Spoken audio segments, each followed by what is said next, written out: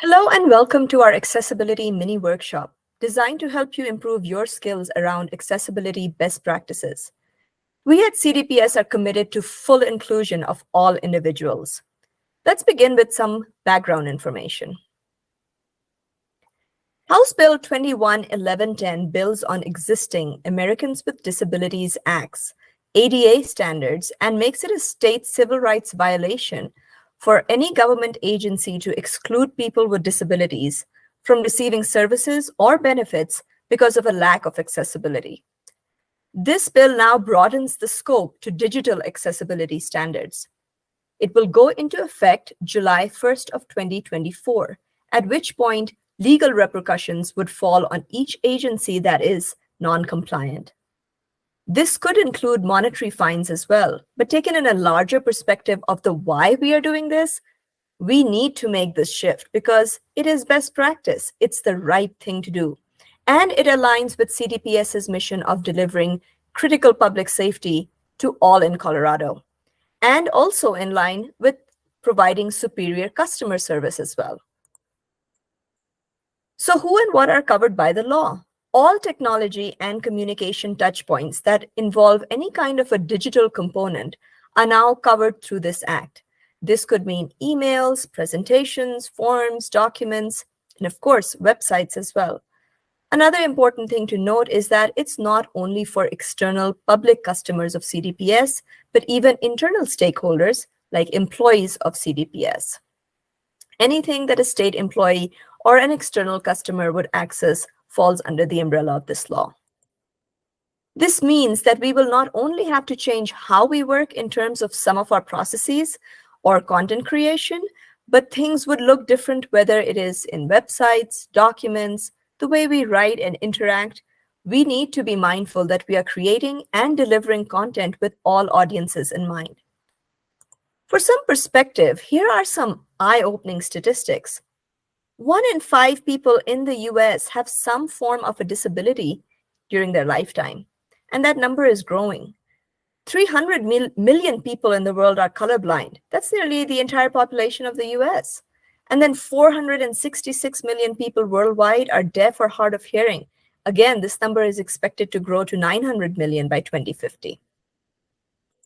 So with that in mind, today's workshop is taking a small piece of what is hyperlinking and teaching you how to ensure accessibility when using hyperlinks. So it's crucial that we start designing links with all users in mind, including from the perspective of screen reader users. A random URL inserted in a body of text is not only distracting, but it can be discouraging when the reader cannot understand the context surrounding it. Listening to a long string of characters in a URL is not the ideal way to communicate effectively. It's boring, wastes time, and can distract from the intent of the communication. Here is a demo of what a screen reader will sound like as it reads a URL.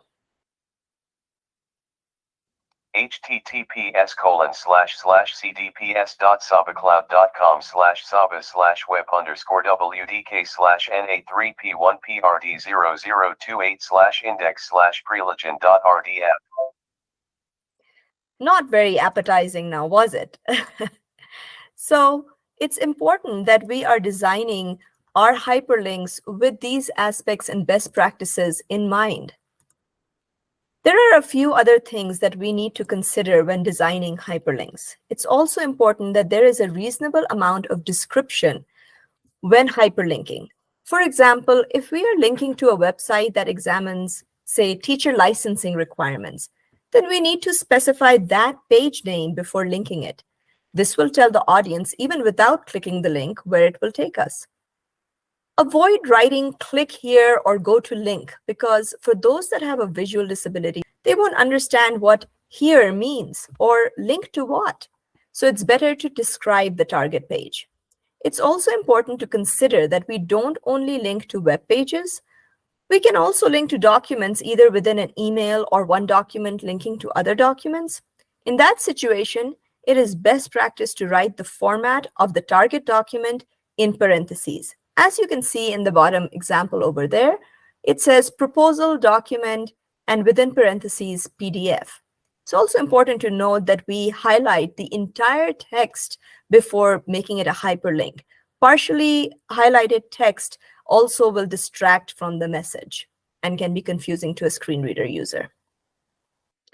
How frustrating is it for anyone clicking on a link and realizing it is either unlinked or leads to the wrong page?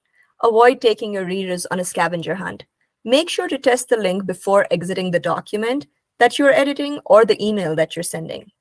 For a quick reference guide, you can see the description in these images of where you can find those icons for the link. In a Google Doc, it'll be in the ribbon bar, and it looks like what's highlighted in green there as a chain link. Similarly, in Gmail, you can also find it at the bottom toolbar right next to those send buttons before you send your actual email. Also looks like a chain link. The keyboard shortcut for it is Control+K. And in a minute, I will also demonstrate how you can access it in two different ways by right-clicking and inserting links. Let's quickly review some good and bad examples of hyperlinks. The important thing to note here that writing a good link has benefits for all users. For example, just writing out the URL, it can be distracting to anyone. Similarly, click here, go to link are not advisable. Better examples would be that we link to the target page and we describe the target page as listed over here. So for a quick demo, let me show how to actually hyperlink. For example, let's take a look over here. Let me see where this link will take us. So if I click on it, it takes me to the site that says CDPS intranet. I want to link to this site. So the first thing I want to do is I want to highlight the URL and hit Control and C simultaneously on my keyboard to copy it. Come back to my document. I know that the target name for that page is CDPS intranet, so I'll write that out. Then I'm going to highlight all of this because this is the entire portion that's going to be hyperlinked. Once I've highlighted, there are multiple ways that I can actually insert the link. One way is that I can go to the icon as was mentioned earlier.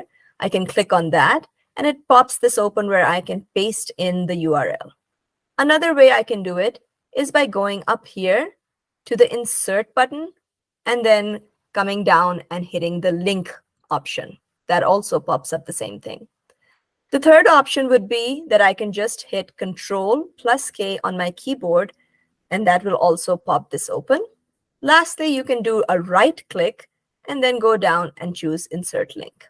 So once this is open, we have to do is paste the URL that we copied initially. So Control+V simultaneously is the shortcut for pasting, and then I can hit Apply.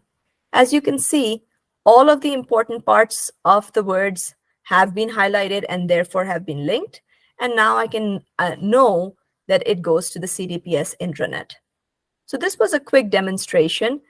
This practice document will allow you to be able to use and practice how to link other documents and other websites as well.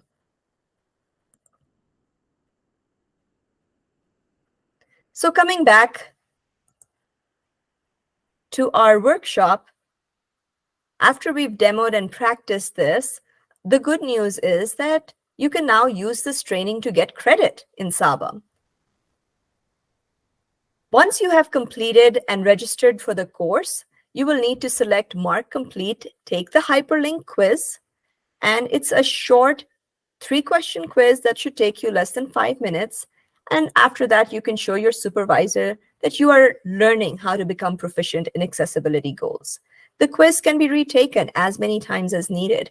The goal here is to expand our knowledge and to become proficient in these accessibility goals and meet our target by July 1st of 2024. We thank you for your support.